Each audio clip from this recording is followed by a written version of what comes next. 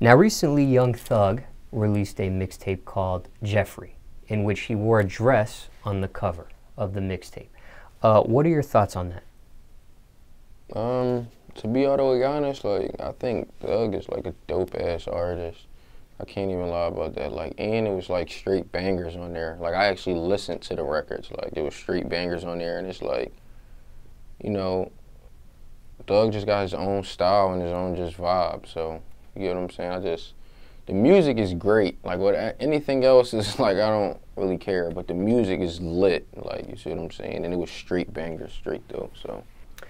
Now, what's interesting about that mixtape in reference to the music is those titles for the mixtape songs were people's names. Right. They weren't, you know, most people when they create a record and they name the song, it's based on a phrase or a word or the subject matter of the record. Have you ever done that before where you named a song that had nothing to do maybe with, you know, what most people would title a record by? You wanna know what's crazy? Those records that was on there, that he named after, you know, celebrities or whatever, I could see all them celebrities getting on those records.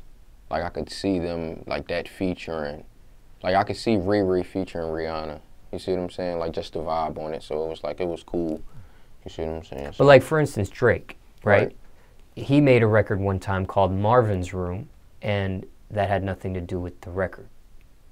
He didn't say the phrase Marvin's Room in the song. He didn't say anything about Marvin. Well, oh, I get what you're saying, yeah. Right. So have you ever done something like that before with your music where it comes yeah, to I have. I can't really think. I'm trying to think, what did I do that on? And if I'm not mistaken, I believe he named it Marvin's Room because I think when he recorded the song, it was like in something to do with Bob Marley or something to do with a certain type of studio he was in. Okay, right.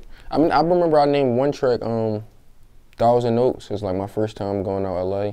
I stayed like in the Thousand Oaks part of the section, like the Thousand Oaks section.